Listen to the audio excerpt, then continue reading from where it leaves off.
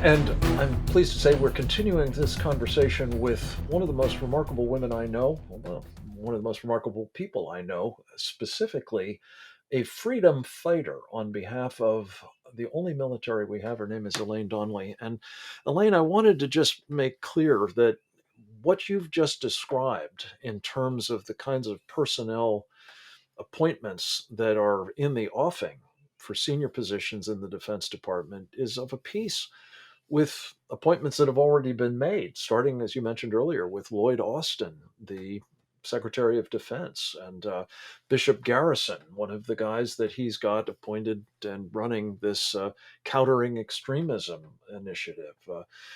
Mark Milley, the chairman of the Joint Chiefs of Staff, appointed under Donald Trump, unfortunately, to that post, but continued under this administration. These are people with very problematic agendas, and I think you're absolutely right. Those who are respectful of the military, who value it, who appreciate, in particular, the culture, the virtues that are embedded in our military, and that we need it to have if it is to be effective as a warfighting force, which is its only job, for heaven's sakes. Right. Those are things that need to be protected from people who would engage in what I think of as a wrecking operation in the Pentagon at the hands of these kinds of appointees.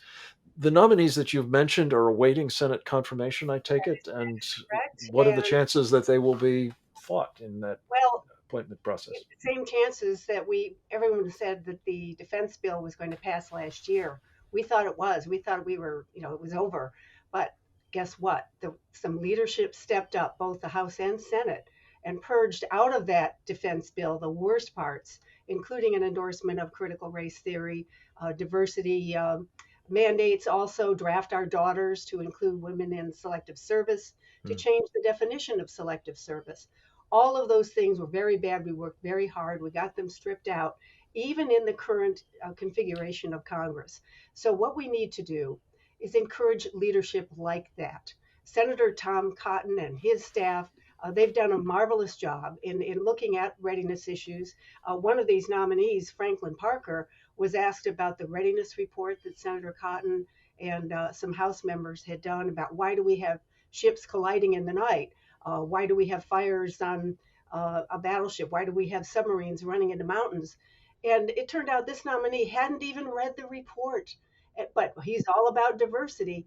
This kind of leadership needs to be encouraged, and we need to choose our next president very carefully, because the next president is going to have the responsibility to undo much of the damage that has been done. Elaine, let me just say that wasn't an accident that the leadership stepped up and that the worst of that bill was stripped out. That's a great credit to you and the hard work that you and the Center for Military Readiness did, among others, to ensure that the public was aware of what was being done and members of Congress responded to that, I think, aroused public as they should. And in this case, they need to as well. And I commend you for your efforts to expose the agenda as well as uh, the likelihood that it would be implemented from within the Pentagon if these kinds of people actually make it through the nomination and now confirmation process.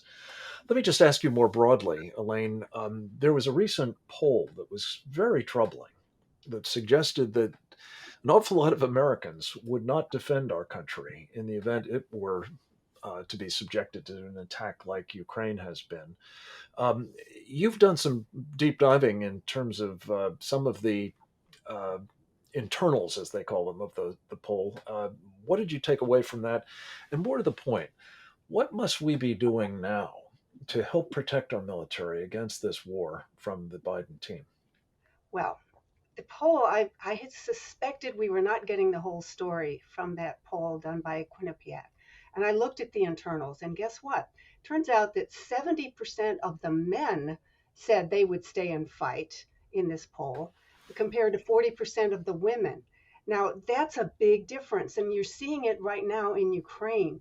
The men with broken hearts are taking their family to the border and separating from them and going back to fight. The women are also suffering in this war. They are taking care of their children, aged parents. They are very courageous. They are doing everything they can. They're making bombs. They're talking to the world on international TV. What we see here is a division between men and women and their roles, and no one has commented on the fact of how brave those men are. Now, I think that is something that Yes. is a sign of civilization. The other part of the poll, 24% of men said they would leave the country as opposed to 52% of the women. Well, if you're a mother with small children, you're going to take those children and try to save them and get out of that country, wouldn't you?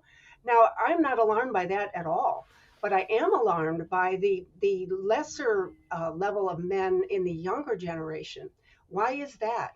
I think critical race theory is a threat because it teaches young people and young men in particular that our military is not a suitable role for them, that our country is not worth defending, that we have systemic racism that is so historically bad that who would want to defend a country like the United States? The Project Right. 1619 project that Mhm. President Trump tried to get rid of from education in the military as well as in civilian schools, that is a threat to military readiness long term. It We is. need to teach patriotism in the schools.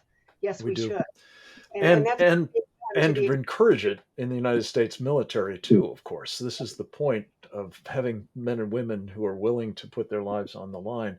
And I just right. have to say, and Elaine, this is a topic for a longer conversation than we can have today with you, but the extent to which women choose to try to protect their families by getting them out of harm's way and men choose to fight is a point that I think is at the core of many of the efforts you've made over the years to try to make sure that men are the people doing the fighting for us in uniform as well. Elaine Donnelly, thank you for these insights into the war on our military. We appreciate the way efforts you're making to wage and fight back against it. Thanks to the rest of you for joining us for this edition of Securing America. I hope you feel better equipped to do just that, and that you will go to our website, securingamerica.tv, for more. And then go forth and watch. Real America's Voice presents News On with Miranda Kahn. You introduced a bill, the Fire Fauci Act. We need to fire Fauci. That's it, period. He's the highest paid federal employee and get paid more than the president. But yet this man has led our country down a path of destruction. Don't miss News On every weekday at noon Eastern.